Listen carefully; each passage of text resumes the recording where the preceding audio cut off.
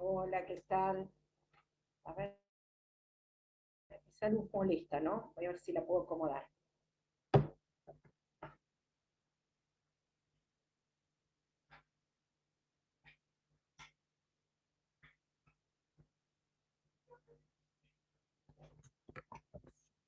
Ahí estamos mejor.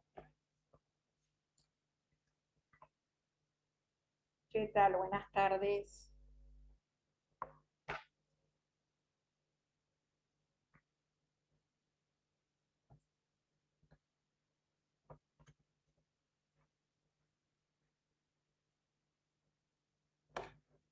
Qué poquitos, ¿cómo tres personas nada más? ¿Qué pasa con esta comisión?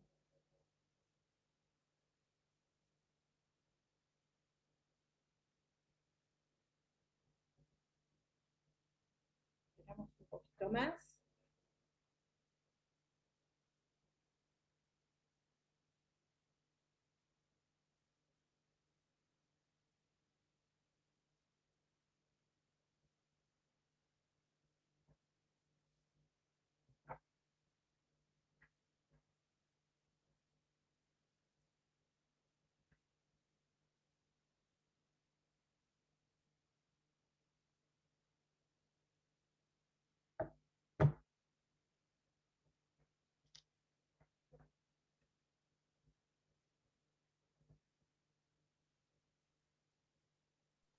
Buenas tardes, doctora. ¿Qué tal? Buenas tardes, Cecilia. Buenas tardes, Pascual.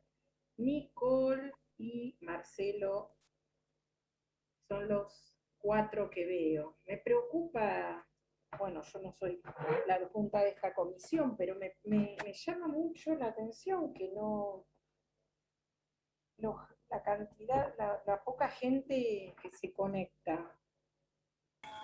Este, Doctora, se escucha muy bajo. muy bajito se me Yo escucho escucha. muy bajo, no sé, el resto. Sí, puede ser. Lo que pasa es que no tengo el auricular, no tengo el auricular que tiene el micrófono incorporado, tengo estos otros que no, y el audio se ve que de la notebook es bastante deteriorado, así que voy a tratar de hacer un esfuerzo y hablar más fuerte, ¿sí?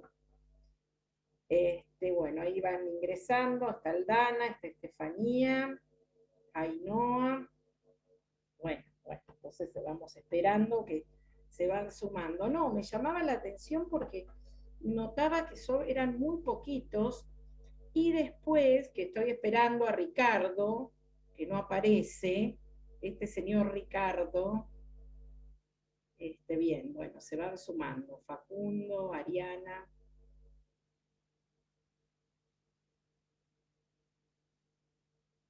bien. Este, vamos siendo un poquito más. Pero si no están como los chicos en el secundario, que no se conectan. Este, Ahora, si me dijeran que hay que ir, uno pues bueno, se me superpone, pero es conectarse, así que por eso me llama la atención, ¿no? No me pasa en la comisión de la mañana, bueno, que está a cargo mío la comisión, eh, están, obviamente, algunos siempre falta o está ausente, pero acá notaba que eran muy poquitos. Y bueno, estaba esperando a Ricardo, pero no está. Quería aclararle a él, porque no es que me molesta que hagan preguntas, al contrario, si me molestara que hicieran preguntas, me iría del grupo de WhatsApp, ¿no? No me molesta para nada.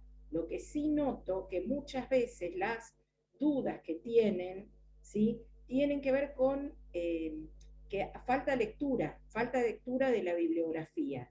Es decir, tal vez escuchan la clase o leen el artículo del código y aparecen esas dudas. Se me llamaba la atención, bueno, no está él, pero bueno, se lo transmitiré después en algún momento, que pensé que iba a estar esta persona, Ricardo, que no sé quién es, porque no lo conozco.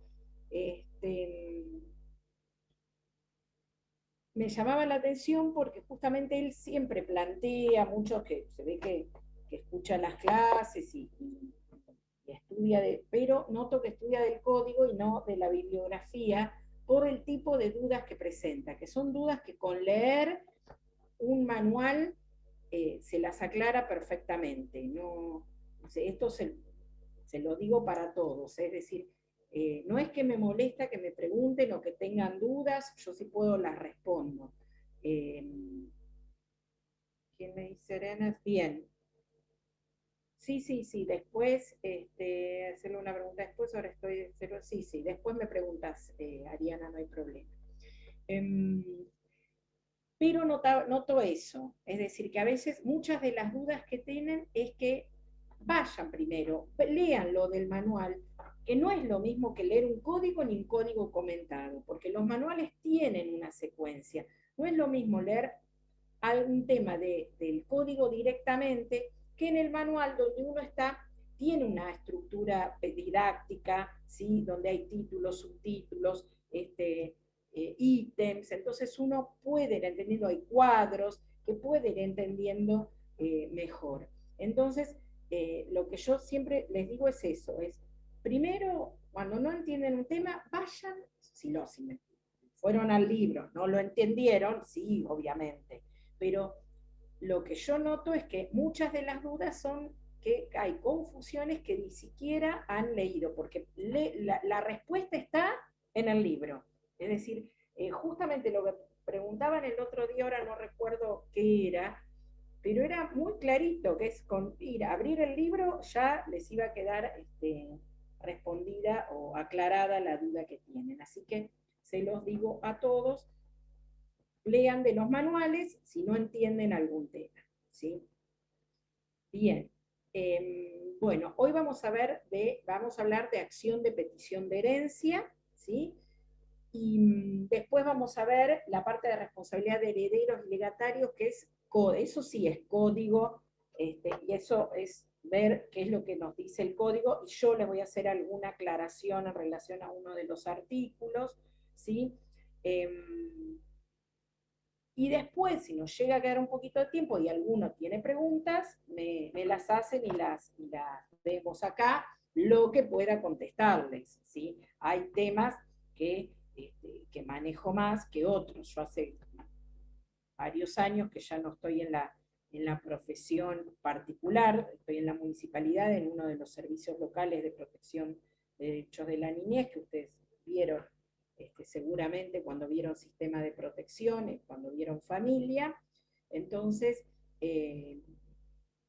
estoy en uno de esos servicios, así que hace años que no hago más procesos sucesorios. Por eso algunas cosas se las puedo responder. No me pregunten qué es el fideicomiso testamentario, porque no tengo la menor idea. Pregúntenselo al escribano Pañe cuando les toque dar clase con él. Les toque con él, que aparte le encanta. Ya el otro día me le usurpé temas, con registro de testamentos, lo di yo y le gusta a él, así que, pero bueno, hay temas que yo digo, háblenlo con él, que están más actualizados o no, y hay otros temas que sucesiones, a diferencia de familia, que todo se modifica permanentemente, estamos con una ley nueva, todo, sucesiones, generalmente es muy pocas reformas ha habido. La última es la del mes de noviembre con relación al efecto rey persecutorio de la acción de reducción, que seguramente ya lo vieron y si no, ya lo van a ver. Esa es la última reforma que se le hizo al Código Civil y Comercial el año pasado. Bien, vamos entonces con acción de petición de herencia, ¿les parece? ¿Sí? Bien, no tengo PowerPoint de este tema, así que vamos a conversarlo, hablarlo. Bien, ¿cuándo procede esta acción? Hablamos de una acción porque es una acción judicial, ¿sí? La acción de petición de herencia. Si no me llega a escuchar, háganme una seña y háganme así, y yo subo la voz. Decíamos, ¿cuándo esta acción procede? En realidad tenemos que ver primero qué es lo que puede llegar a pasar. ¿Por qué? Porque puede haber herederos con vocación actual, ¿sí? Herederos que saben que se consideran herederos, o ya ha sido dictada declaratoria de herederos inclusive, que ellos están en posesión de la herencia. Ustedes saben que los herederos legítimos están, los herederos forzosos, los herederos legitimarios están en posesión de la herencia de pleno derecho desde el momento del fallecimiento del testador, ¿sí? Que el proceso sucesorio es necesario para cuando hay bienes inmuebles, inmuebles registrables, a los efectos de la publicidad a terceros. Pero ellos tienen la posesión de la herencia desde el momento de la muerte del causante. Los herederos que no son herederos legitimarios necesitan del proceso sucesorio. Bueno, puede ser que se haya iniciado proceso sucesorio, puede ser que se haya dictado declaratoria de herederos, que la declaratoria de herederos es una sentencia definitiva, pero que está a la mitad del proceso sucesorio, ¿sí? Esto es importante que lo entiendan, ¿sí? Cuando estudien después las etapas del proceso sucesorio, que la declaratoria de herederos es una sentencia que inviste de la calidad de herederos, solamente menciona quiénes son herederos. La declaratoria respecto a los bienes no dice nada, ¿sí? ¿Por qué? Porque eso va a venir después, cuando haya que hacer la partición, ¿sí? El momento de la declaratoria lo único que hace es declarar quiénes son herederos, ¿sí?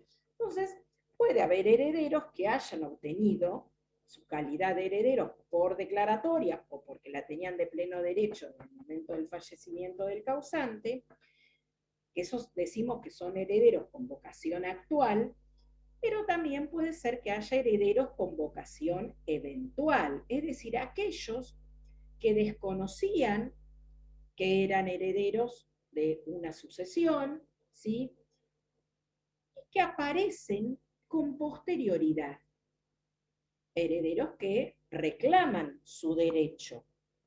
Esos herederos que reclaman su derecho se presentan, y si los herederos que están en posesión de la herencia le reconocen la calidad de tal, ¿sí? Decís, bueno, está bien, vos también eras heredero, vos tenías un grado preferente o concurrente conmigo, entonces yo reconozco que sí, que sos heredero, entonces ahí es muy simple, se presenta un escrito y se modifica la declaratoria de herederos. Ustedes cuando vean el efecto de la declaratoria de herederos van a ver que hace cosa juzgada formal, no cosa juzgada material.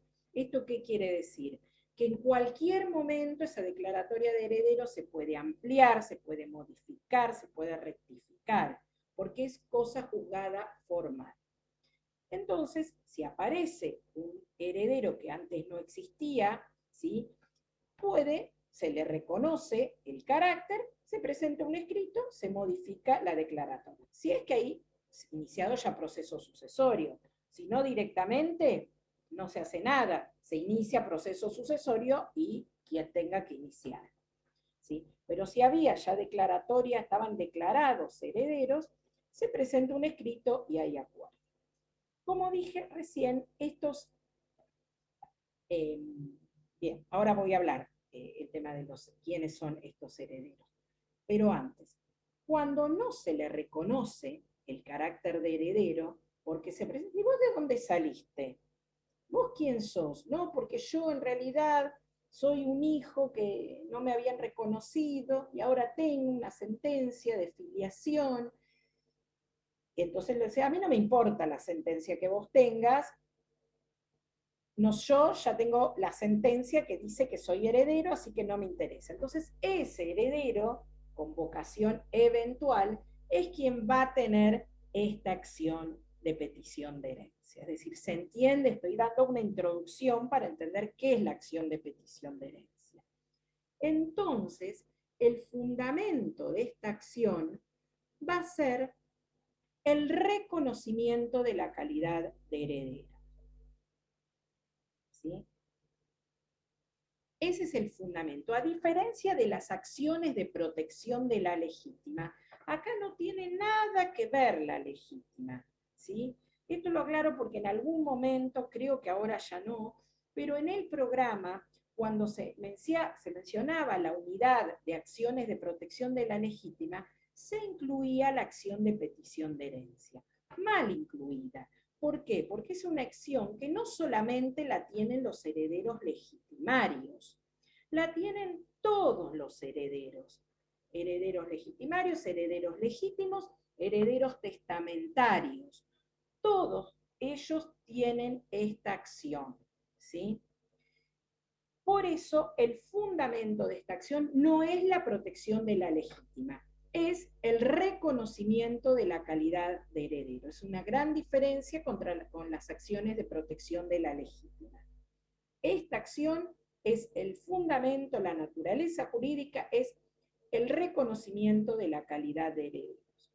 Obviamente que si esta acción es iniciada por un heredero forzoso, indirectamente, si está pidiendo que se le reconozca el carácter de heredero, también se va a proteger la legítima, pero indirectamente, como en un segundo plano, ¿sí?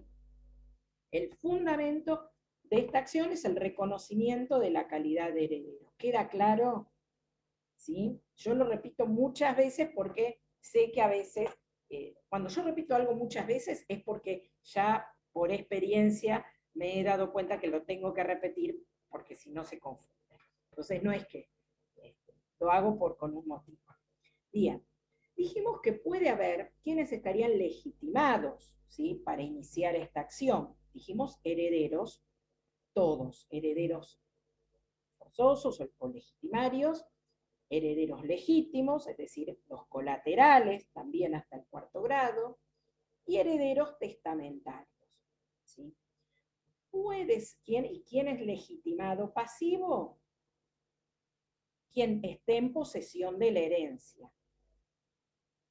Posesión, recuerden, la posesión hereditaria no es la misma de la posesión de derechos reales, ¿sí? La posesión hereditaria, con el título a la herencia, si uno es heredero forzoso, ya tiene de pleno derecho posesión hereditaria, no es que requiere el corpus y el animus como en los derechos reales. La posesión hereditaria ya nace con el título, si tenemos declaratoria de herederos, y si no, por el solo hecho de ser del parentesco, en el caso de herederos forzosos, ya se tiene la posesión hereditaria. Bien, es decir, contra aquel que tiene la posesión hereditaria. Puede pasar que ese heredero eventual sea concurrente o preferente, es decir, aquel que apareció ahora, puede ser que el causante tenía hijos y este era un hijo no reconocido, un hijo extramatrimonial que no había sido reconocido, y se presenta, había iniciado su juicio de filiación, donde se lo declara hijo. Entonces, al ser un hijo más, va a concurrir con el resto de los descendientes o con el cónyuge que sabemos que puede concurrir, ¿sí? Entonces ahí sería un heredero de grado concurrente. Pero también puede ser un heredero de grado preferente. Por ejemplo, un causante que tenía nietos y ese aparece, vamos a ver otro ejemplo, para el grado preferente, para no meternos con el derecho de representación. Vamos a poner, por ejemplo, un heredero colateral que estaba en posesión de la herencia, porque nuestro causante no tenía ascendientes, no tenía descendientes, no había hecho testamento, en principio, y entonces heredan los colaterales. Aparece un heredero testamentario. Resulta que alguien encuentra en un cajoncito de la habitación del campo que estaba en la Patagonia, que no va nunca nadie, justo alguien encontró en ese cajoncito un testamento hológrafo, ¿sí?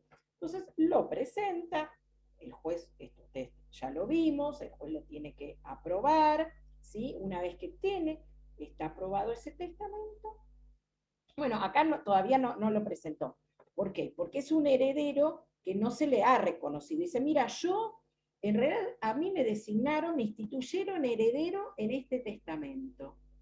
Y acá sí, pero acá hay colaterales que ya tienen declaratoria de herederos. Entonces, ahí es, y no, los colaterales, o salí de acá, vos, esa letra, vos la truchaste. Entonces, salí de acá, yo no te reconozco el carácter de heredero, por lo tanto, inicia lo que tengas que iniciar. ¿Qué va a hacer el heredero testamentario? Va a iniciar una acción de petición de herencia. Y este heredero testamentario es preferente. Es decir, porque este heredero testamentario va a excluir a los colaterales, porque no son herederos forzosos los colaterales. Entonces queda excluido. Entonces puede ser un heredero de grado concurrente o un heredero de grado preferente. ¿Sí? ¿Estamos? ¿Me van siguiendo? También hay otros legitimarios para iniciar, por ejemplo, un cesionario de un heredero de grado concurrente o preferente, ¿sí? En ese caso también ese heredero que había sido excluido había cedido sus derechos hereditarios, ¿sí? Entonces puede también presentarse e iniciar esta acción. Es decir, ven que la legitimación activa es muy amplia, muy amplia. ¿Ante quién la va a iniciar? ¿Quién va a ser juez competente? El juez del sucesorio. Es una de las acciones que están incluidas en el fuero de atracción. Así que ante el mismo juez donde haya tramitado un sucesorio, es ante quien debo presentar esa acción. Plazo, prescripción. Antes de la última reforma, la doctrina discutía, unos decían que era la prescripción decenal de los 10 años, otros decían que si el heredero, este aparente, que ahora vamos a empezar a llamar este heredero que tenía antes vocación actual, que ahora apareció un heredero nuevo con vocación eventual, este heredero que tenía vocación actual, ahora lo vamos a llamar heredero aparente. Este heredero aparente, algunos antes decían, no, porque si posee los bienes como heredero único 20 años, tiene la prescripción adquisitiva. Hoy por hoy, lo que ha reformulado el código es que esta acción es imprescriptible, es decir, no hay plazo, ¿sí? Esta acción puede iniciarse, es decir, tenemos declaratoria de herederos, tenemos ya hasta se ha hecho partición de los bienes y aparece alguien que apareció después. Ojo, no tiene que haber tenido conocimiento del proceso sucesorio. No estamos hablando de aquel heredero que lo citaron, ¿sí?, por cédula para que se presente a hacer valer sus derechos y no lo hizo, que se sabía quién era y él, no, ahí precluye, un proceso civil, principio de preclusión. Ahí sí, porque él estaba notificado de la existencia de ese proceso sucesorio.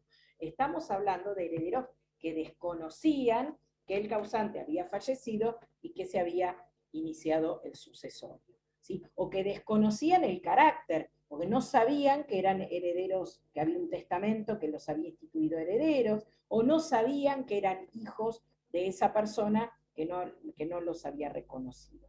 Entonces aparecen con posterioridad y no hay plazo, ¿sí? No hay plazo, pueden en cualquier momento de su vida presentarse e iniciar esta acción de petición de herencia.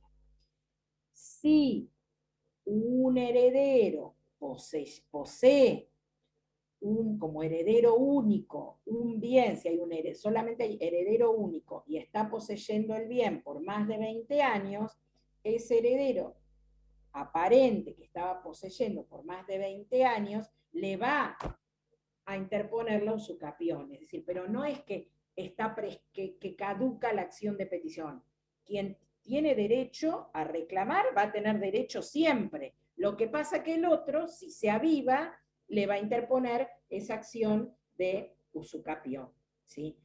O no, tal vez no hace nada y el otro prospera su acción de petición de herencia, ¿sí? ¿Hasta ahí me siguen? ¿Sí? Bien. Eso en cuanto a la prescripción, entonces, es imprescriptible. La respuesta es, no hace falta que sepan todo como era antes, sepan ahora que no prescribe. Bien. ¿Qué otra cosa? Voy a ver el código. Procedencia, ya está, el 2311 es el de imprescriptibilidad. Bien. Vamos a ver qué pasa con esos bienes ahora. ¿Por qué? Porque acá es lo que tenemos a este heredero aparente que puede haber realizado actos o no. El código nos dice que una vez que se plantea esta acción de petición de herencia, el juez le hace lugar y se reconoce a este nuevo heredero, el heredero aparente deberá restituir aquellos bienes que él tenía, ¿sí? Pero puede pasar que ese heredero aparente haya realizado actos, ¿sí? En ese caso, va a depender qué tipo de actos realizó. Y acá, ya vamos a ver el código. El 2312 es el que nos dice el tema de la restitución de los bienes, ¿sí? Admitida la petición de herencia, el heredero aparente debe restituir lo que recibió sin derecho en la sucesión, inclusive las cosas de las que el causante era poseedor y aquellas sobre las cuales ejercía el derecho de retención. Si no es posible la restitución en especie, es decir, por haberse consumido o la cosa hubiera perecido, debe la indemnización de daños. El cesionario de los derechos hereditarios del heredero aparente está equiparado a este en las relaciones con el demandante. Es decir, si este heredero aparente hubiera cedido su derecho hereditario, ese cesionario igualmente debe restituir. La diferencia va a estar si el heredero ese era de buena o mala fe. Restituir debe restituir siempre, ¿sí? La diferencia que si ese heredero aparente era de mala fe, es decir, sabía que había un heredero con mejor derecho y no dijo nada, no lo denunció al iniciar el proceso sucesorio, ustedes van a ver que una de las obligaciones cuando uno inicia la demanda que abre una sucesión es denunciar la existencia de herederos, es decir, si yo sé que hay herederos, debo decirlo, ¿sí? Porque si no soy de mala fe. ¿Sí? Si estoy ocultando que existen herederos. Y en este caso, si yo sabía que había otro heredero con mejor derecho y no dije nada, soy de mala fe. Entonces, además de la cosa que debo restituir, debo daños y perjuicios. Si es de buena fe, no debe daños y perjuicios, solo debe el valor de la cosa, ¿sí? Si la cosa perece, la cosa, sino, o el bien, mejor dicho, el bien, si no tiene el bien porque pereció, o lo consumió, por lo que fuese, debe el valor de ese bien.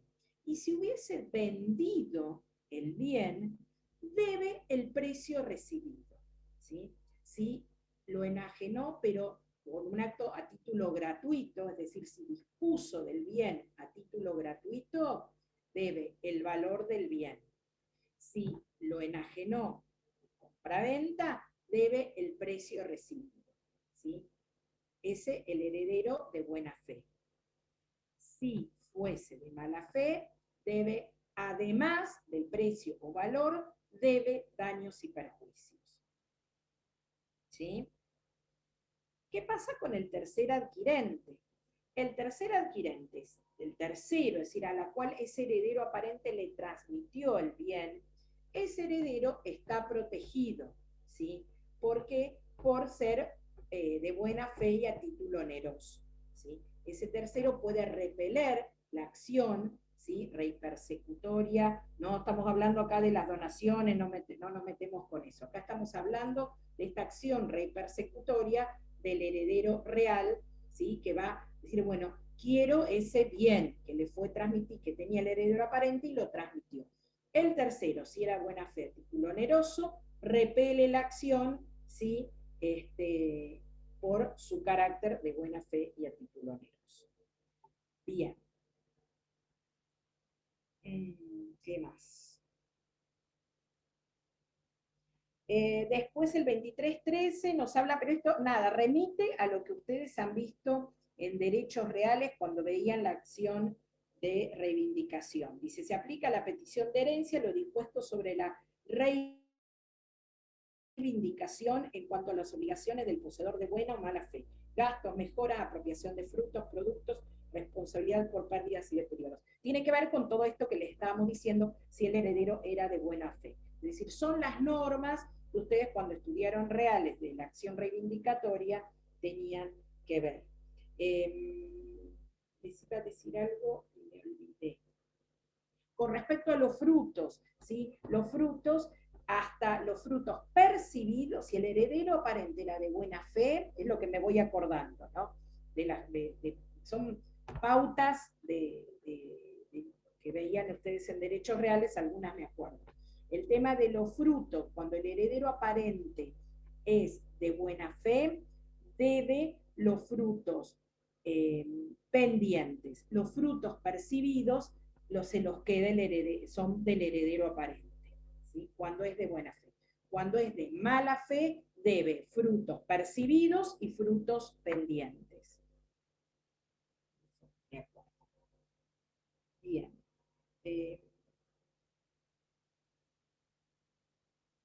Bueno, si hubiera, dice el 2314, si el heredero aparente satisface obligaciones del causante con bienes no provenientes de la herencia, tiene derecho a su reembolso por el heredero. Eso en ese caso, si con dinero propio hubiese pagado gastos del causante, tiene derecho al reembolso. Y el 2315 son los actos del heredero aparente que les dije recién, los actos. Dice, son válidos los actos de administración del heredero aparente realizados hasta la notificación de la demanda de petición de herencia, excepto que haya habido mala fe suya y del tercero con quien contrató. Ojo, que acá el artículo divide actos de administración de actos de disposición. Los actos de administración de los bienes son válidos hasta que lo notificaron de la demanda, ¿sí? De la demanda de petición de herencia. Hasta ese momento esos actos son válidos. Los actos posteriores ya no, ¿sí? Y los actos anteriores son válidos siempre y cuando el heredero aparente fuera de buena fe y el tercero con quien contrata también. Después dice, son también válidos los actos de disposición, bueno, esto es lo que ya les dije, los actos de disposición a título oneroso en favor de terceros que ignoraron la existencia de herederos de mejor o igual derecho en el heredero aparente, o que los derechos de este están judicialmente controvertidos, ¿sí? Caso el tercero de mala fe no le es oponible, ¿sí? Ahí sí la acción reivindicatoria va a llegar hasta ese heredero, hasta ese tercero de mala fe. Dice, el heredero aparente de buena fe debe restituir al heredero, esto ya lo dijimos, el precio recibido, el de mala fe debe indemnizar todo perjuicio que le haya causado. El precio, sí, dispuso a título oneroso. Si dispuso a título gratuito porque el bien lo donó, es el valor del bien. ¿Sí? ¿Sí? ¿Estamos? Sí, doctora, se entiende. Bien. Sí, es simple, pero bueno. Estamos con esta acción de petición de herencia, ese sería el efecto de esta acción. Si en el parcial les preguntan acción, ¿qué es la acción? Le van a preguntar el fundamento o naturaleza jurídica, quiénes están legitimados, juez competente, prescripción, efectos. ¿Sí? Antes, cuando era parcial escrito a desarrollar, era la preguntita así. Cuando hablaba de efectos, ahí todos se agarran, ¿qué es efecto? ¿Cuál es el efecto? ¿Sí? El efecto es justamente qué pasa con relación a los actos del heredero aparente y qué es lo que debe el heredero aparente. ¿Sí? ¿Sí? Bien. Hay una acción que no está, me parece, no tengo acá, a ver, déjenme ver un cachitín, si tengo el cronograma acá, pero me parece que no está en este punto, no. No sé en qué punto del programa la tendrán. Es muy probable que la tengan cuando vieron las acciones de protección de la ley. Pero es una melange de las dos, es que es la acción de preterición de herencia. ¿La vieron? La preterición de herencia. No, creo que no. Está en el manual de sucesiones de Herrera, pero no lo hemos visto. Bien. Pero acciones de protección de la legítima, ¿vieron? Sí, sí. ¿Sí? Acción de reducción, sí, bien. Bueno, la acción de preterición de herencia es una mezcla de la acción de petición y de la acción de reducción. ¿Por qué? Esta acción de preterición, preterir significa omitir. Y es la acción que tiene aquel heredero forzoso que fue omitido en un testamento. Quiero decir, pero ¿qué importa? Si el testamento, por más que haya testamento, si él es heredero forzoso, no importa, por supuesto, pero puede ser que el causante dispuso igualmente de sus bienes respecto de sus herederos forzosos, lo hizo en testamento porque él, ustedes van a ver que es una de las, después, que es una de las formas de partición por ascendiente, ¿sí? Cuando el ascendiente puede en vida, él quiere decir qué bien le va a tocar a cada uno, ¿sí? Para que después, qué sé yo, porque lo quiere hacer en vida y no dejar que si no después, fallecido él, vaya a saber qué bien le toca a cada uno. Entonces él en vida, a veces esa partición por ascendiente se puede hacer por donación, es decir, en vida le dona los bienes, ¿sí? Cuando la gente dice le puso a la casa a nombre de los hijos, ¿sí? Eso a nombre de los hijos es una donación, ¿sí? Pero también puede hacerlo por testamento, es decir, un testamento que solamente él, o si lo hizo por acto público, él, el escribano y los testigos son los que van a saber el contenido, pero él decide cómo quiere dividir los bienes teniendo descendientes herederos forzosos. Pero este testador omite a uno de los herederos forzosos. Omite. No dice nada, no es, ni siquiera era como antes que lo podía desheredar, nada, no dice nada, lo omite. Entonces, este heredero forzoso, acá sí solamente es legitimado activo, es el heredero forzoso, va a plantear una acción de preterición. ¿Por qué? Esta acción busca doble fundamento. Que se le reconozca el carácter de heredero, por un lado, y por otro lado, que se le reconozca su derecho a la legítima. Por eso tiene el doble fundamento. Es una acción que se ataca el testamento, ataca la disposición testamentaria. Pero todo el testamento, no. Antes de la 17711, esta acción hacía caer todo el testamento completo. Es decir, pasaba a ser nulo ese testamento si había omitido un heredero forzoso. A partir de la 17711 se estableció que esta acción no hace caer todo el testamento, solamente aquella disposición que, o no la disposición, pero lo que va a hacer es esa omisión, es decir, va a completar esa porción legítima del heredero omitido. Es decir, tiende esta acción a que se le reconozca su calidad de heredero forzoso, por un lado, y por otro lado, a que se complemente su porción legítima. Entonces, no va a caer todo el testamento, va a solamente esos bienes que se dispusieron, esas disposiciones van a ser anulables en relación al completar la porción legítima. Lo que exceda ese testamento va a ser válido, ¿sí? Esta, por eso, es una mezcla de las dos, de acción de preterición y acción de reducción o complemento, ¿sí? Y la tiene solamente el heredero forzoso.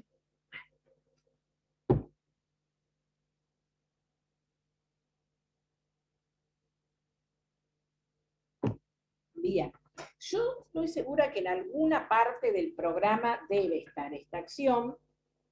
Antes estaba en los dos lados, estaba junto con la acción de petición y después estaba en las acciones de protección de la legítima, porque realmente tiene doble fundamento. Bien, entonces, ¿se ha entendido? Si a mí me preguntan acciones de protección de la legítima, hablo de la acción de reducción, si quiero hablo de la preterición, pero no de la petición de herencia, ¿sí? Si me preguntan la acción de petición de herencia, recuerden que el fundamento no es la protección de la legítima, ¿sí? ¿Está claro? Bien, pasamos al otro tema.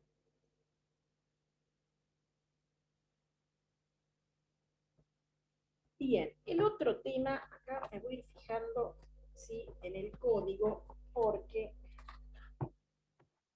responsabilidad de los herederos y legatarios por la liquidación del pasivo. En realidad, este punto, más allá de los artículos que trae ahora el código, que lo pone en un título específico, los engloba, en realidad ustedes esto ya lo han venido viendo, ¿sí?, cuando han estado viendo aceptación de la herencia y todo, ¿sí? ¿Por qué? El 2316 nos habla el principio de preferencia, ¿sí? Este artículo nos dice que, habiendo deudas, estamos hablando de cuando, ya sea herederos y legatarios, responden o deben responder por deudas del causante, ¿sí? Ahí es donde estamos parados, ¿sí? Cuando herederos y legatarios deben responder por deudas del causante. Ustedes saben que hoy por hoy existe un beneficio de inventario, es decir, hay un principio general de que no se confunden los patrimonios, ¿sí? Una vez que el heredero acepta, no tiene responsabilidad ultra vires, solamente va a responder en la medida de lo que hubiese recibido. Bueno, esto es lo que nos están planteando estos artículos, ¿sí? El del 2316 nos dice que los acreedores del causante tienen derecho a cobrar con preferencia que los acreedores que pudiese llegar a tener el heredero, ¿sí? Entonces, nos dice, por las deudas del causante, cargas de la sucesión y legatarios, los acreedores tienen una preferencia, es decir, los acreedores que son acreedores del causante, acreedores de la herencia por las cargas, ¿sí?, los gastos del juicio, ¿sí?, y los legatarios tienen una preferencia a cobrar sobre los acreedores que tuviese el heredero. Entonces, de esos bienes que recibe el heredero, tienen esa preferencia estas figuras que mencioné.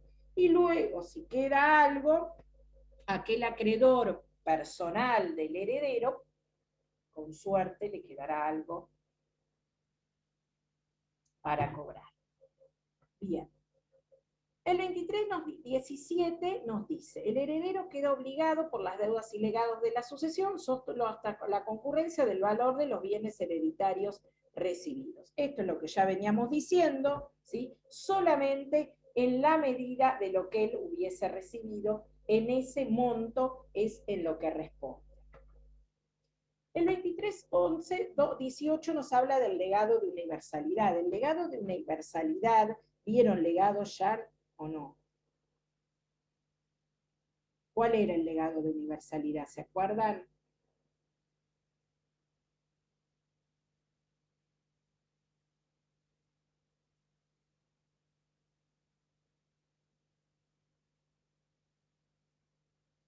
A ver, ahí Daniela está buscando, dale. Daniela. ¿Era el que incluía todos los bienes del causante, el legado universal? Exactamente, es decir, cuando no se establece una cantidad, no se determina ningún bien, sino abiertamente lego la universalidad de mis bienes, ¿sí? Ese es el legado de universalidad. Y nos dice el 2318, el legado es de una universalidad de bienes y deudas, ¿sí? No solamente los bienes, sino también las deudas. el legatario solo queda obligado al pago de las deudas comprendidos en aquella hasta el valor de los bienes recibidos. Por más que me hayan, te dejo todo, hacete cargo de mis bienes, pero pagá mis deudas.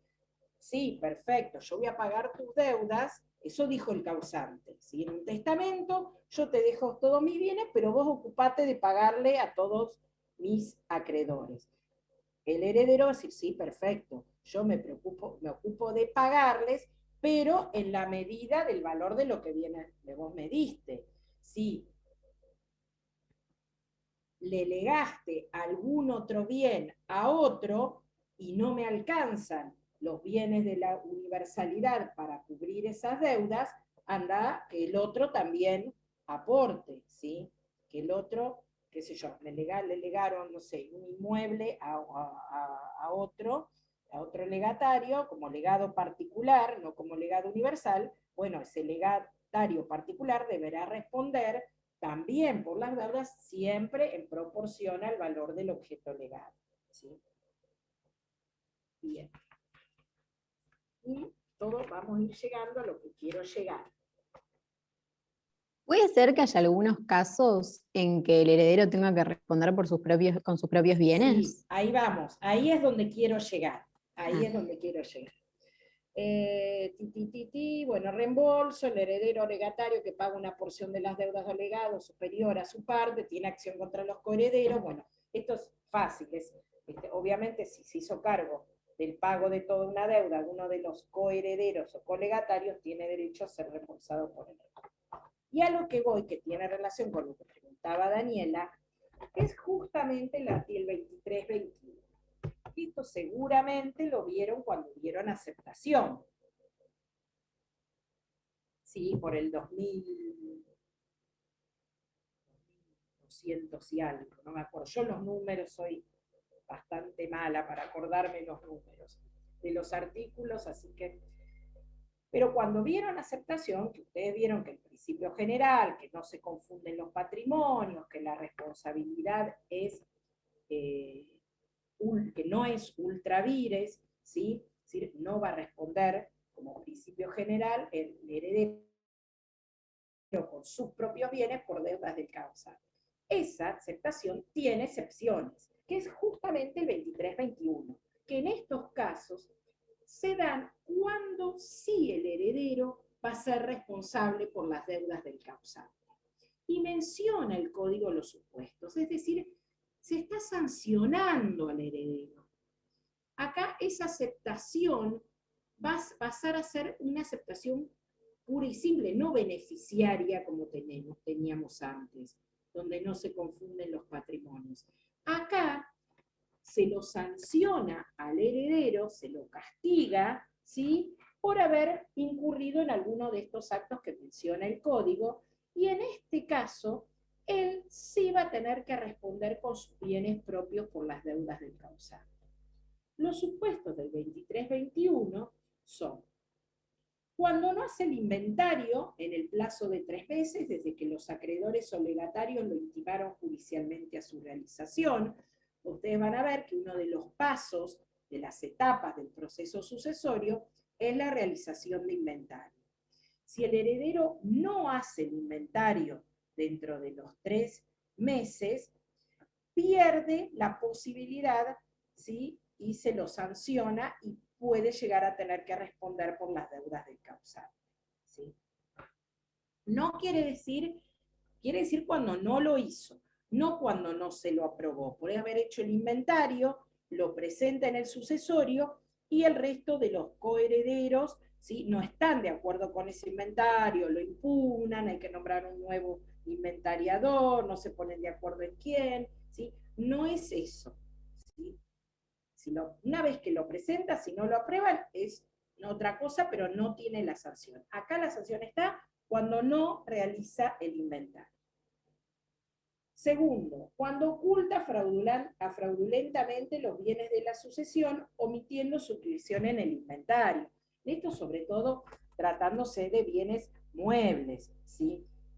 No cuando ves bienes inmuebles registrables es más difícil porque se pide informe a los registros y los registros de la propiedad informan. Pero cuando hay bienes muebles, a veces hay bienes muebles de mucho valor. Entonces se prueba que el heredero ocultó bienes, entonces en ese caso también pierde esta posibilidad de no responsabilizarse con sus propios bienes. Cuando exagera dolosamente el pasivo sucesorio, es decir, cuando vendría a ser, vamos a hacer el término vulgar, dibuja deudas, ¿sí? Para que parezca que había menos, que ese caudal relicto es mucho menor, ¿sí? Simula deudas, ¿sí? Exagera el pasivo. O sea, obviamente todo esto tiene que ser probado, ¿no? Y el último, cuando enajena bienes de la sucesión, excepto que el acto sea conveniente y el precio obtenido ingrese a la masa. Ustedes saben que una vez que se produce el fallecimiento del causante, se crea un estado de indivisión, ¿sí? Que es lo que todos los coherederos van a estar en lo que se llama la comunidad hereditaria, ¿sí? Donde nadie puede disponer de los bienes. Lo único que pueden hacer es ceder el derecho hereditario, pero no se puede enajenar, ¿sí? No se puede, por más que yo sepa que ese bien después va a ser para mí, porque hay dos casas y una se la dieron a mi hermana y la otra es para mí, y estoy segura que va a ser así, yo no puedo venderla, ¿sí? Porque hasta que no haya partición, estamos en ese momento, en ese estado de indivisión. Es similar, cuando ustedes se acuerdan cuando estudiaban régimen de comunidad, ¿sí? En el matrimonio, que se producía la disolución y hasta la liquidación estábamos en esa etapa de indivisión poscomunitaria. Bueno, esto es igual. Esta indivisión se produce una vez que desde el fallecimiento del causante va a durar hasta la partición, no hasta el inicio del proceso sucesorio. Así que imagínense, a veces ese estado de indivisión dura años, décadas, generaciones, si la gente no inició sucesorio o inició sucesorio, obtuvo declaratoria, pero no hizo la partición. Entonces, a veces dura mucho tiempo. Mientras tú decís, ¿y el autito? Si lo único que hay es un autito, ¿no lo puedo vender? No, no lo puede vender, ¿sí? Si hubiese vendido bienes, lo que nos dice el código, y en ese caso se lo puede sancionar, salvo que demostrara que era la necesidad de vender ese bien. Mire, porque estos bienes, si no son vendidos, se deterioran, ¿sí? Porque, no sé, por el transcurso del tiempo, no lo usan, es un inmueble que no lo usa nadie, ¿sí? Y que está como semi abandonado, entonces lo queremos vender, se ponen de acuerdo, ¿sí? Lo ideal es que se pongan todos de acuerdo, porque para la comunidad hereditaria, recuerden siempre eso, se requiere unanimidad, que es una de las diferencias con el condominio, donde las decisiones de la mayoría afectan, es decir, son válidas. Acá no hay mayoría, siempre es unanimidad. Siempre cuando estamos en comunidad hereditaria, todas las decisiones son por unanimidad. Si no nos pusimos de acuerdo, resuelve el juez, pero siempre tiene que haber unanimidad.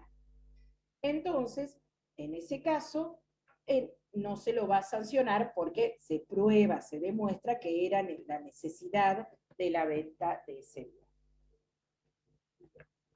Está este artículo, entonces atentos con este artículo porque tienen que relacionarlo con lo de aceptación, ¿sí? Cuando hablan de la aceptación, ¿sí? Estos son los supuestos donde el heredero va a haber confusión de patrimonios y acá va a tener que responder con su propio patrimonio por las deudas del causante. Y a su vez, el código nos establece en el último artículo otra prioridad diferente, porque dice que en esos casos, en estos del 23-21, en estos casos del 23-21, los acreedores del heredero sí van a tener una preferencia sobre los acreedores del causante, es decir, a la inversa de lo que hablamos hoy. Hoy dijimos que los acreedores del causante, ¿sí? Ya sean acreedores por deudas del causante o acreedores por cargas de la herencia o legatarios, tenían una preferencia sobre los acreedores del heredero. Eso lo dijimos hoy. Pero ahora, en los supuestos del 23-21, es a la inversa. Los acreedores del heredero tienen una preferencia sobre el resto de los acreedores. ¿Por qué? Porque este heredero tiene que responder con su propio patrimonio. Entonces, no podemos perjudicar a acreedores del heredero que el patrimonio de ese heredero era garantía común de sus propios acreedores, ¿sí? Entonces, si este heredero se va a insolventar por pagar las deudas del causante, primero que cobren sus propios herederos, ¿sí? Perdón, sus propios acreedores. ¿Se entiende? Ese es el fundamento. Una consulta. Sí, sí. ¿Van a tener preferencia esos créditos siempre que sean originados antes de la apertura de la sucesión, no? Si fueron originados después. ¿Qué dice? Sí, acá tenemos en el inciso A, dice, por los créditos originados antes de la apertura de la sucesión, con preferencia respecto de los acreedores del causante y de los legatarios. Por créditos originados después de la apertura de la sucesión, concurren a prorrata. Ahí, los que son después de la apertura de la sucesión, ahí concurre con el resto de los acreedores. Claro. ¿Sí? Los que Sí. son créditos anteriores, es decir, si el heredero se había obligado, ¿sí?, él personalmente, antes del fallecimiento del causante, esos acreedores son los que van a tener derecho a cobrar primero. Si se obligó con posterioridad al fallecimiento, ahí estos acreedores concurren con el resto. Este artículo, que ahora es solamente un artículo, en el código anterior lo teníamos todo un capítulo que se llamaba acción de separación de patrimonios, ¿sí? Para en estos casos, ahí teníamos la aceptación pura y simple o aceptación beneficiaria. La aceptación pura y simple no era como sanción, sino que se podía optar, el heredero podía optar por una aceptación pura y simple. Entonces, existían los acreedores de ese heredero, tenían la acción de separación de patrimonios para en esos casos decir, no, miren, yo quiero cobrar primero. Así que antes, pero era una acción que prácticamente no se utilizaba porque nadie aceptaba pura y simplemente. Todas las aceptaciones de la herencia eran con beneficio de inventario. Así que no se usaba. Ahora, la aceptación es única, ¿sí?, donde no se confunden los patrimonios, donde no hay responsabilidad de ultravíres, salvo que se lo sancione. Y entonces acá aparece el 23-22, donde le da esta prioridad a los acreedores del heredero. ¿Sí? ¿Estamos? No es difícil, no es difícil, tiene que ver con todo lo que han venido hablando ustedes. ¿Alguna duda? Tiene que ver también con lo que es aceptación forzosa, ¿no? Cuando, claro. Exactamente, exactamente. Les iba a decir, si de este tema no tienen dudas, si quieren preguntarme de algún otro tema, dejo abierto. No, a mí me quedó todo claro, doctora, gracias. Buenísimo. Buenísimo, Bárbara. Profe, sí. yo quería hacerle una pregunta sobre la unidad de legítima que usted dio. ¿La unidad de? Legítima. Vi la clase. Vi la clase y me quedó re claro el tema de cómo se calcula la legítima global. Sí. ¿Puede ser que usted haya dicho que ese cálculo se hacía durante la partición? Sí. Bueno, yo ahora estuve leyendo el manual de sucesiones de Marisa Herrera y tengo escrito que hay que diferenciar ese cálculo, el de la legítima global, del que se hace para concretizar las legítimas individuales de los herederos, que es el que se hace al momento de la partición, dice. Sí. Pero con su clase yo tenía entendido que ese cálculo de la legítima global era el que se hacía al momento de la partición. Entonces todo quería saber si... las dos cosas todo, se las hacen al dos. momento de la partición. Lo que se hace es que son como dos momentos diferentes.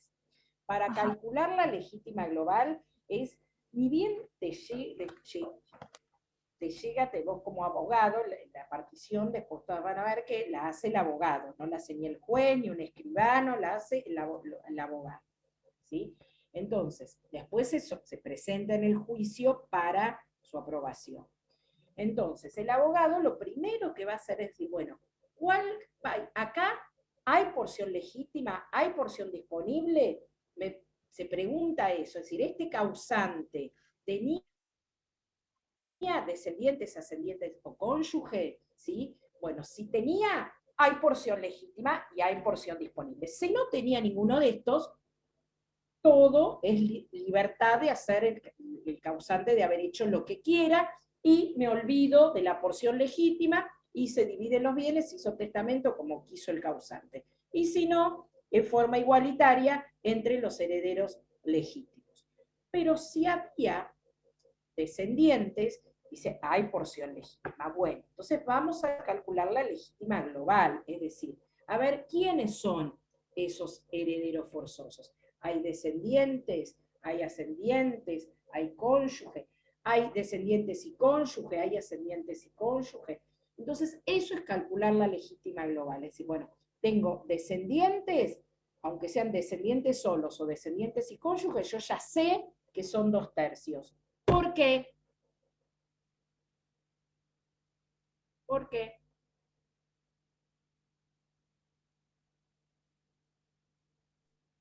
Porque el cónyuge concurre con los descendientes. Sí, ¿por qué? ¿Y qué se toma? La medida mayor, ¿no?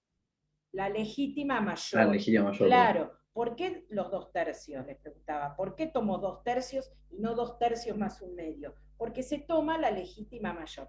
Esa es la legítima global. Yo ya sé que de todo el patrimonio hay 2/3 que el causante no puede disponer, ¿sí? Que solamente pudo disponer con 1/3. Si había ascendientes y cónyuges, sé que es la mitad. Con la mitad, que haya hecho lo que quiera. Eso es el cálculo de la legítima global, ¿sí? En la misma partición, ahí es lo primero que miro. Después, cuando estoy calculando las cuotas legítimas, es en el momento que estoy liquidando, es donde estoy formando la hijuela de cada uno, es decir, viendo que se respete la porción legítima de cada uno, es decir, de acuerdo a lo que le vaya a tocar en esa hijuela, ahí hacer cálculos y decir, a ver, acá no quedó excluido de su parte de legítima, de esa legítima global, después tiene su cuota, hay que dividir de acuerdo, no obtenemos una cifra justa porque no sabemos cuánta cantidad de herederos forzosos haya, ¿sí? Si hay, va a ser el porcentaje de acuerdo al heredero forzoso, a cuántos haya, ¿sí? Esa es la cuota legítima. ¿Se entiende ahora? Sí, ahora me quedó clarísimo. Pero Gracias. todo es el momento de la partición. Todo es el momento de la partición. Ojo, que si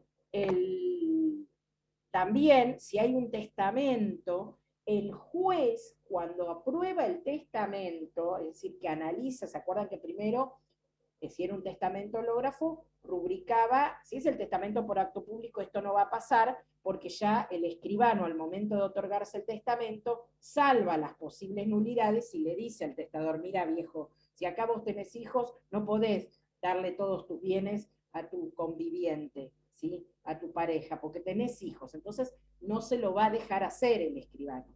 Pero si hizo testamento hológrafo y testó a favor de todos sus bienes, a favor de su conviviente o de la señora que limpia, ¿sí? Ahí el juez, al momento, primero va a hacer la rúbrica del principio y fin de cada hoja, se ordena protocolizar para que ese testamento, aunque esté viciado, aunque no se pierda, ¿sí? No desaparezca, lo va a mandar protocolizar y luego va a analizar el contenido de ese testamento. Y ahí es donde también el juez va a calcular la legítima global. Porque si hay una disposición que excede afecta la porción legítima, no la va a aprobar, va a declarar la nulidad de esa disposición. Recuerden que el testamento se puede declarar nulidades parciales, ¿sí? Entonces, en ese caso, va a poder decretar la nulidad de esa disposición que afecta a la legítima. ¿Sí? Perfecto, gracias. Seguramente, si hay algún heredero forzoso en el medio, planteó una acción de reducción. Entonces, como por el fuero de atracción es el mismo juez que va a tener, ustedes imagínense, un proceso sucesorio fácil, puede pasar, podemos tener, y está buenísimo, porque abogados cobramos mucha plata, ¿sí? Y es un trámite muy fácil, es un proceso voluntario. Eso es genial, pero puede pasar que no. Puede pasar que hay sucesorios que son un chino. ¿Por qué? Porque tenés incidente de acá y acción de reducción, acción de petición de herencia, y alguien que te pide la nulidad del inventario, y otro te pide, hiciste la partición, ya terminando, después de estar 10 años peleándote, presentás la partición y alguien te pide la nulidad de esa partición, ¿sí? Con lo cual, a veces suele ser complicado. No es solamente el expediente del sucesorio, sino aparecen atados por cuerda, incidente de acá, incidente de allá, acciones, ¿sí? Así que puede pasar que también exista en ese caso alguna acción alguien haya planteado alguna acción de reducción.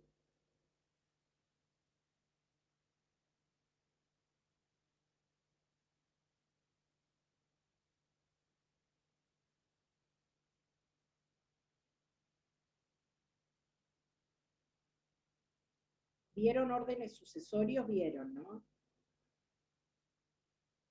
Bien, recuerden no confundir las funciones legítimas con el orden sucesorio.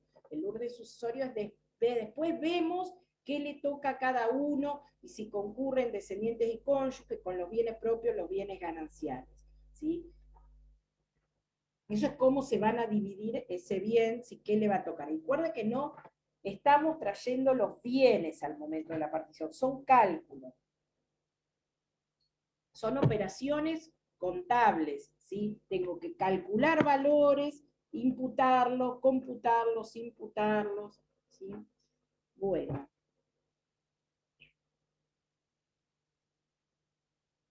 ¿Algo más?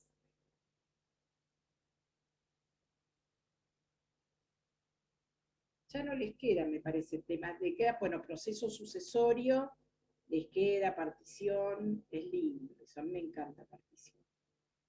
Me tocó.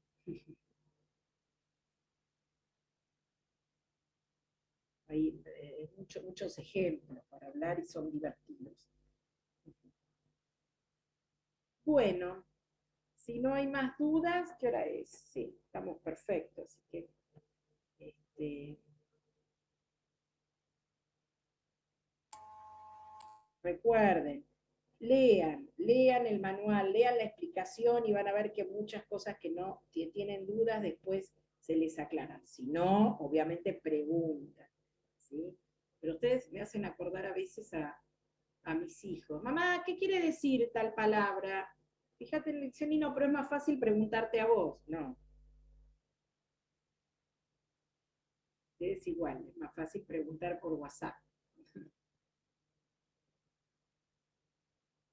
No, pero está bueno leer, porque más si los exámenes son orales, ¿sí? El leer te hace, ustedes van a ser abogados y tienen que saber argumentar. Entonces, el leer del libro es la única forma de tener vocabulario jurídico y poder argumentar, ¿sí? Si no, el código es un lenguaje normativo, no me sirve para explicar, ¿sí? Yo puedo repetir lo que dice el artículo, pero si lo tengo que explicar, no sé, ¿sí?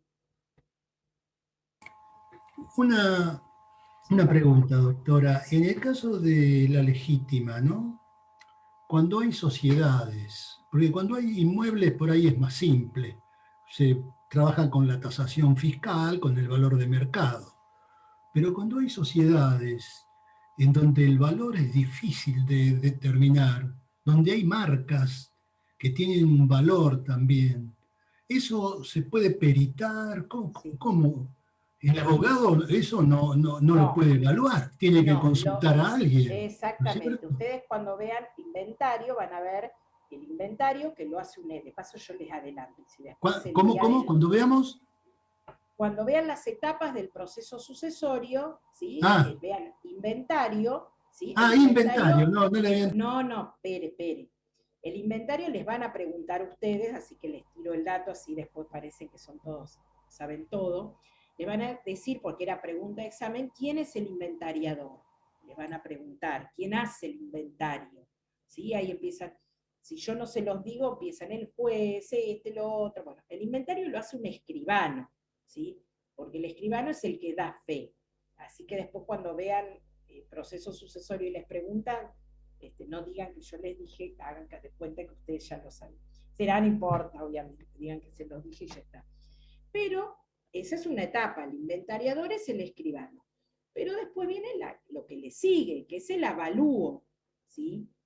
El avalúo tenemos, si es, como dice Pascual, la evaluación, si son bienes inmuebles o muebles registrables, es la evaluación fiscal. Cuando hay otro tipo de bienes, necesitamos un perito, ¿sí? El perito que sea idóneo para el bien de que se trate. Si hay joyas, será un joyero, si hay, no sé, vacas, será ¿cómo se llama? El rematador, ¿sí? Y en el caso de que sea participaciones en sociedades, será un perito contable, supongo, que es el perito contable o economista no creo, un perito contable va a ser el que va a tener que determinar el valor de esas acciones o de la participación en esas sociedades, ¿sí? Pero eso es lo que hay que llamar, lo cual implica gastos. Por eso es mucho mejor cuando no hay desacuerdo entre herederos, entonces entre ellos designan, primero antes puede pasar que ni siquiera hagan inventario y avalúo, ¿por qué? Porque si están todos de acuerdo, se llevan bien, presentan un escrito que se llama denuncia de bienes.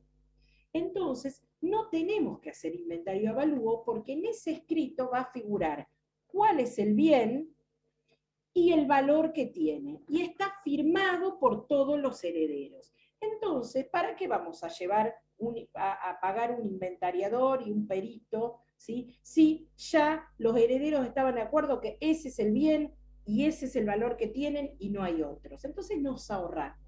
Pero muchas veces pasa que no se ponen de acuerdo, ¿sí? Por el valor o por la existencia o no de un bien. Entonces ahí hay que llamar primero al inventariador, que es el escribano, y luego hay que hacer la evaluación, con lo cual es gastos. Imagínense, pagarle al escribano para cada inventario, pagarle a cada perito, ¿sí? Para que determine el valor, todos van a ser gastos y cargas de la sucesión, ¿sí? Que no hay, en ese momento, como estamos re enojados todos con todos, no medimos. ¿Cuándo medimos? Cuando el momento de la partición, lo que yo pensaba que me iba a tocar, resulta que se vio chiquitito y no me queda nada porque hubo que pagar de todo. Bueno, justamente, ¿sí? ¿Se entiende? Pascual, respondí. Sí, muchas gracias.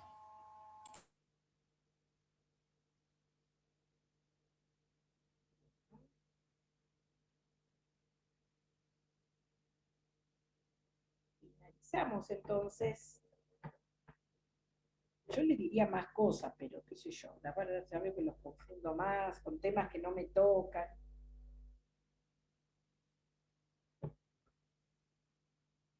Bueno, yo ya no los voy a ver porque esta es mi última clase en la comisión de la tarde, así que bueno, les deseo suerte para el examen, ¿sí?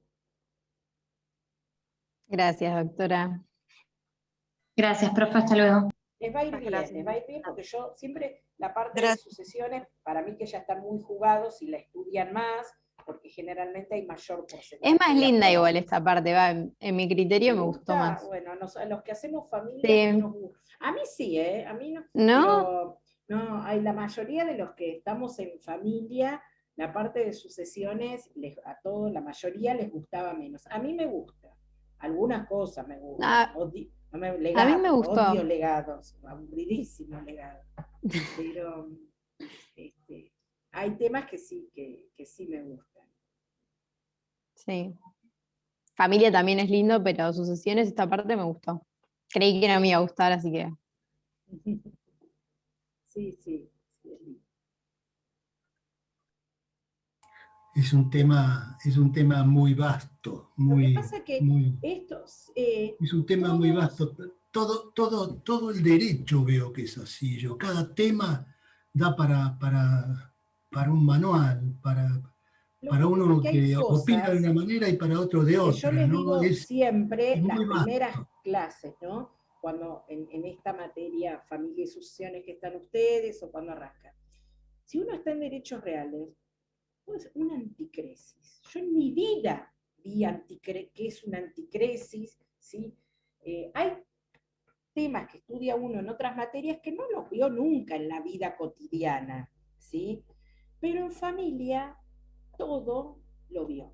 Y en sucesiones siempre tuvo alguien que falleció, algún conocido, algún pariente, algo. Entonces, todos los temas de estas materias nos resultan fáciles de comprender porque son temas de la vida cotidiana. Nos pasa, todos sabemos que un matrimonio, un divorcio, una filiación, una sucesión, ¿sí? Un testamento, ¿sí? No son temas nuevos que hay que explicar. Entonces, uno a veces, que yo es lo que digo siempre en las primeras clases, no se confíen en que antes, cuando me acuerdo hace muchos años, se decía familia es un cuentito. Sí, claro, después de cursar reales, familia era un cuento. ¿Sí? ¿Por qué? Porque entiendo todo. Pero ¿qué pasa? Eso que entiendo lo tengo que estudiar y saber ver cuál es el fundamento jurídico del matrimonio, de la responsabilidad parental, de las sucesiones, el por qué es así, cuáles son derechos y obligaciones de todos los integrantes de esas relaciones jurídicas, ¿sí? Entonces, no se confíen en que entiendo todo, porque después hay que estudiarlo, saberlo. Entonces, con esto lo mismo, así, todo el derecho es interesante, todo, pero hay cosas que uno no puede pasar que no haya visto nunca. Y otras cosas cotidianamente está escuchando y está hablando, ¿sí? Es raro que ustedes escuchen en un asado qué pasa en una quiebra de una sociedad, qué pasa, qué es lo que está pasando. Es rarísimo que uno escuche, salvo que el asado haya abogados, ¿no? Que hacen esa temática. Si no hay abogados, uno no escucha nada. Pero ¿en qué asado alguien, digo asado como ejemplo, ¿no? Alguien no ha escuchado en qué reunión familiar, no porque fulanito se murió, entonces la hija le pidió la parte. Todos hemos escuchado, hemos tenido esas consultas. Entonces, sí, es súper actual y cotidiano, ¿no?